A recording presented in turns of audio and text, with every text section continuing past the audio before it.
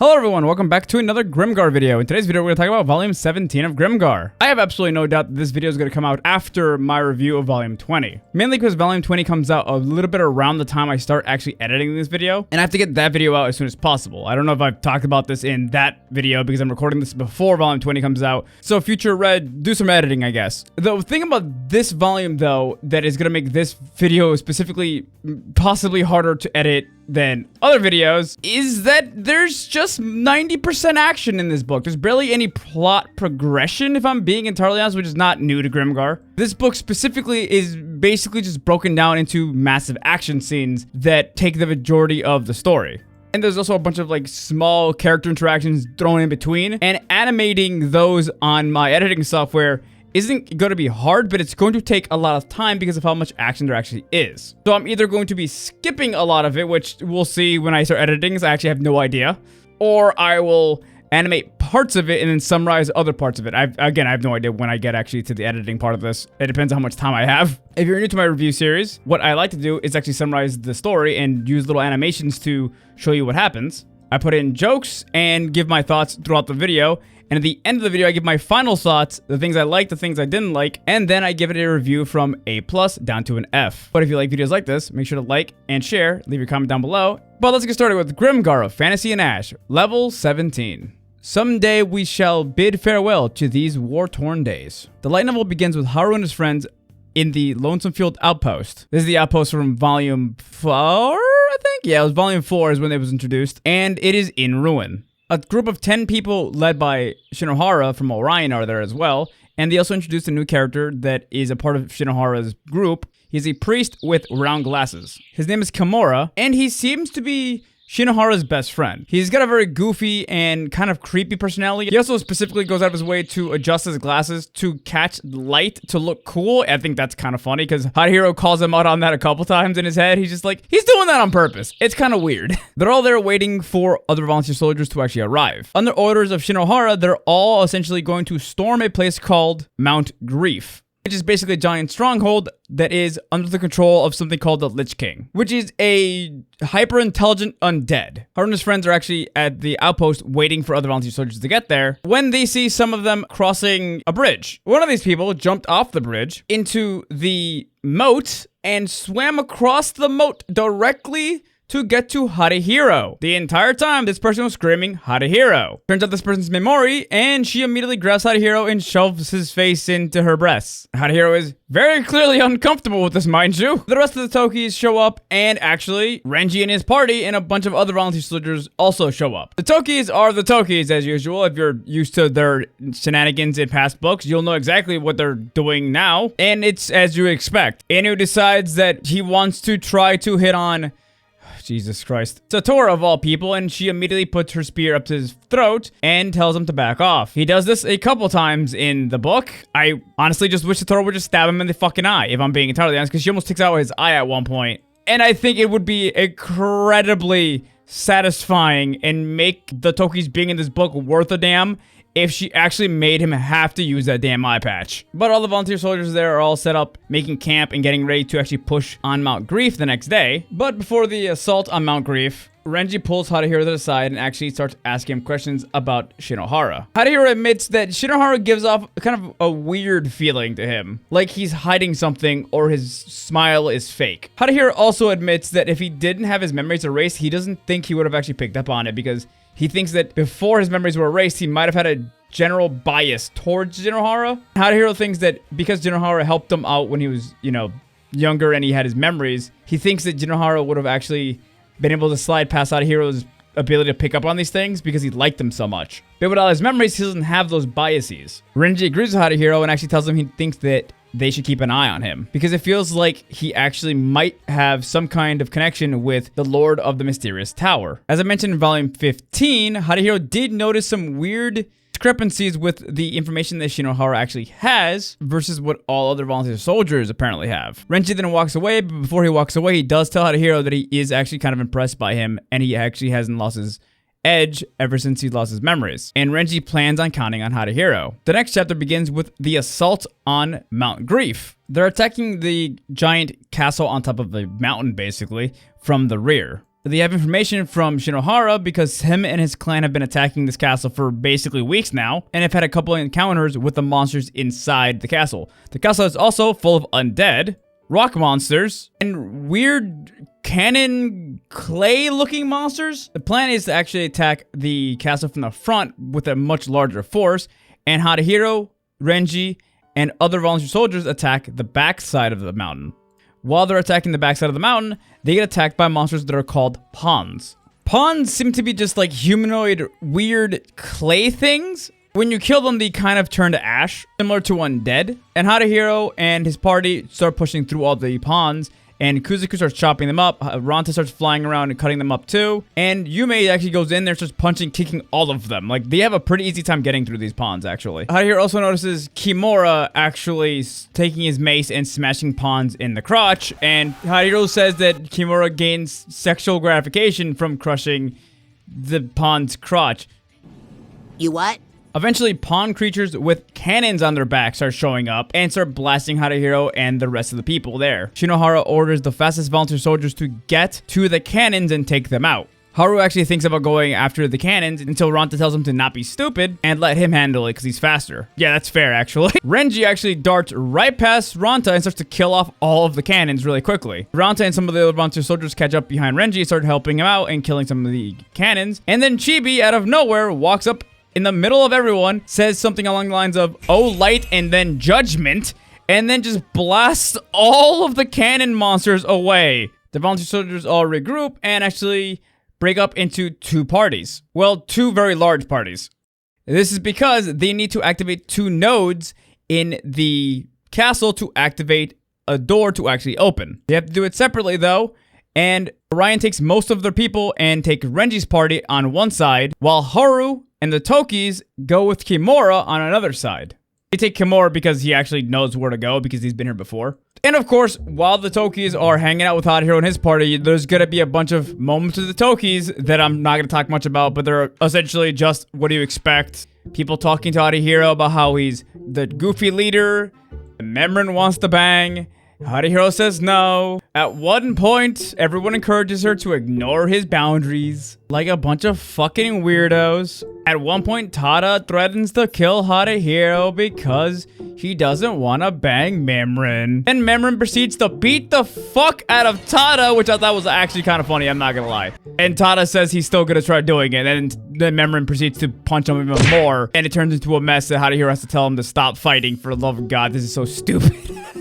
And of course, again, Inu almost loses his eye because he does stupid things and yada yada yada. Same old shit we've seen in the past books. However, eventually, after they're done with all their stupid crap, they do eventually get to a room and a bunch of other rooms full of monsters that they have to get through. One of which was a room full of pawns and a giant table. After that room was cleared, they moved into a room with a bunch of more detailed pawns that actually resembled actual volunteer soldiers. They resembled them to the point where they actually seem to have been created from volunteer soldiers' dead bodies. And the mages from these pawns were also able to cast magic, but not the priest or anybody with light magic. Kimura actually recognizes one of them to actually be his ex-lover. Apparently died, and he is kind of actually sad that he gets to see her this way. Everyone starts fighting off all the volunteer soldiers that are pawns, while Kimura actually fights his dead lover. He keeps trying to talk to her, and the pawn seems exhausted listening to him. At some point, she throws a knife at his head, which he does get stabbed in the eye, and he just shakes it off, and eventually does land a huge hit on her by aiming his mace at her crotch. And he does kill her, or, well, turn her into ash. I want to emphasize that these are not conventional undead, so they're not able to, like, ignore just being hit by melees, and they seem to be able to exude some kind of emotional reaction as well. Once that room was actually cleared, they activate the node, which I believe was in that room. After they're done with that room, they actually moved forward and actually got into a separate room, which was much larger and full of giant rock golems. These golems were actually such a problem that Hadahiro and his friends actually fought them off for a while. Toki's and Haru's party were actually getting pressured pretty hard by these things. Not hard enough where they actually started losing hope, but enough where it was a struggle and they actually had to lose some ground a little bit. However, out of nowhere, one of the walls falls down and Renji comes out covered in electric purple energy. And he starts to cut down all the golems. Then Haru and the rest of the party pushes forward and helps finish them off really quickly. Renji then leans against the wall and actually takes a nap because after he uses his relic armor, Iragafall, it makes him really, really tired. And that's where all the purple lightning came from. Also, it seems he's able to actually put the lightning from his armor, Raggarfall, into his sword, which makes it easy for him to cut enemies, which is actually really useful. He's got a very good relic. After they take a break to let Renji actually recover, the party has more interactions with the Tokis, more Yume being goofy and actually making Renji laugh. And then when they're finally ready, they actually move forward and actually go up to the door that contains the Lich King. They open the door into a giant open area full of sand. This next part's a little complicated because the Lich King kind of works like a video game boss. I'm not going to go into too much detail about how his powers work. If you guys want a video about that, let me know in the future. I'll make it a little short about it. But basically, this thing's insane. I don't know how many relics it has, but it seems to be just covered in them. But essentially, it fills the entire area full of fake pawns of people who are volunteer soldiers. Now, these pawns are significantly weaker than the past pawns he fought. I think it's because these things are mimicking the people who are still alive instead of the ones who are dead. And a lot of them look like Haru, Ranta, Yume, Renji, just a whole bunch of them. But they were, like I said, a lot weaker. So Renji, Haru, Kuzuku, and the main bulk of the army, the more melee-focused characters, move forward and start cutting through all the pawns. Haru takes an enormous amount of joy being able to stab the fake Rantas.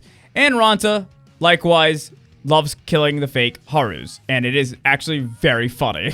Renji, though, is just cutting through these things like nothing. And they start pushing towards the Lich King. Lich King shows off his powers and actually pushes up the sand around him and actually makes like a giant rock thing that holds him up in the air. He also can fly around. And according to Odachi, he's also able to neutralize spells because he shot spells at him and he's able to make a giant bubble that protects him from magic, which means he's got anti-magic. But he can't use that spell while also maintaining all the pawns. So it makes a giant cavern in the room, which basically separates him from the rest of the army and makes it harder for him to get down from there. Renji realizes, and so does the rest of the army, that they need to get into melee range. And Renji volunteers himself and Haru to do so. He tells Haru, "Let's go, Haru," and jumps down off the cliff that was created by the Lich King. Haru was just like, "Are you fucking kidding me? What am I supposed to do here?" And then he just kind of nimbly climbs down the cliff behind Renji. That is cool, but a lot more, less breaking your legs. Renji activates a Raggarfall, and he bolts it towards the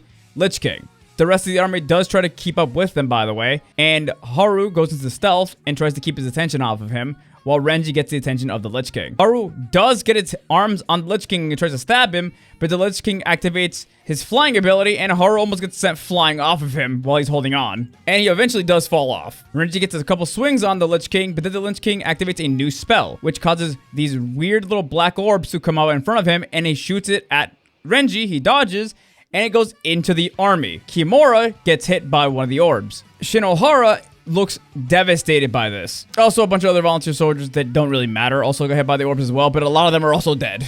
And those orbs, by the way, kept going and didn't just stop at the volunteer soldiers. They left giant black holes in their bodies. Shinohara runs at the Lich King, and the Lich King tries to activate the spell again. Shinohara actually puts the shield up, activates the magic in the shield, and deflects the magic projectile. Shinohara then decapitates and stabs the crap out of the Lich King. He then has a small mental breakdown and starts to smash the Lich King's body, and he starts cursing and everything, while Renji sits next to him and actually just watches. Again, Renji doesn't trust him, but he is keeping an eye on him. He then picks up the gauntlet that the Lich King had, and he cuts it in half. And now with their mission over, they leave that area and go deeper into Mount Grief.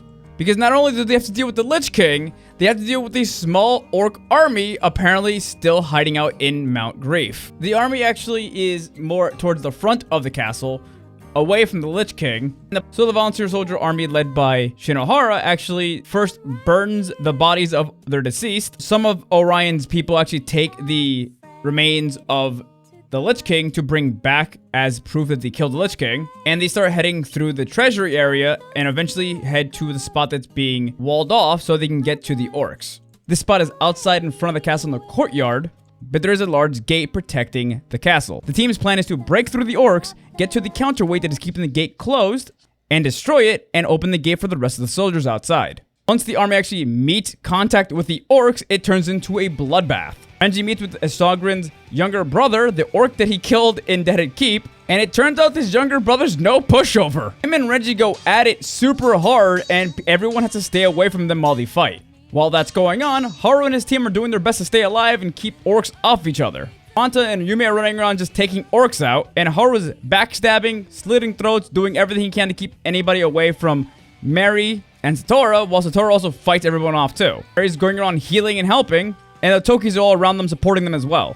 It is quite a large fight. Eventually, Haru realizes that if he doesn't sneak away and try to open the gate by himself, they might not get anything done, and they could all die. He is worried about his team, but he looks over at Kuzuko and sees that he's doing a really good job of keeping orcs off of them with Yume and Ranta's help. So Haru uses stealth and actually moves away from his team and heads towards the front gate. He's waiting for his perfect moment to actually move past some orcs before he can actually try unlocking the gate. And then he realizes he doesn't really know what he's going to do when he gets to the gate. He needs to destroy it, and he doesn't know if he's strong enough to actually move the damn thing. Out of nowhere, he sees Inu and some other volunteer soldiers who are also thieves doing the exact same thing he's doing. Inu obviously is not as good as hiding as Hahiro, and he makes a loud noise and starts attacking some of the orcs. Haru, caught off guard by the other volunteer soldiers, lets his guard down for a sec, and actually the other orcs actually see him because he's like letting his focus on his stealth down, I guess. So they actually do see him and they start to attack him. Haru's fighting off the orcs, and everyone stops and looks over at Renji. I believe the orc's name was Ogren, fighting each other. It turns out that the orc has a relic, and Renji uses his relic to actually compensate for the big power-up. Unfortunately, though, Renji doesn't have enough energy to keep going, and he is exhausted. Tokibean jumps in and helps fight off the orc, and holds him off while Renji gets a rest. But then out of nowhere, everyone looks up and realizes there's people above them. It's a group of people that seem to be on a giant flying carpet. One of them is Ayo, and she screams out and tells Shiru to go down and help. Haru doesn't fully process this, by the way. He's confused at what he's seeing, because he sees Shiru float down with her dark over her head, and then this thing expands into a giant octopus monster and crashes down on top of all the orcs and other volunteer soldiers. This thing rips them into pieces. Everything that is being touched by the dark tentacles is being ripped in half, torn, or disintegrated. She basically solos half of two armies. The orcs all panic and call a retreat, and Tada breaks the giant lock thing that is keeping the gate closed, and the orcs move away from the area and actually move, I believe, into the castle, and then they leave. It's actually not made entirely clear where the orcs are going if they're actually surrounded by a wall, but they do actually get away. Everyone's just kind of baffled by the fact that this was Shiru's doing. They all call out to her, and Haru even runs towards her when the darkness gets repelled back into her, and she kind of pulls back all the tentacles and darkness.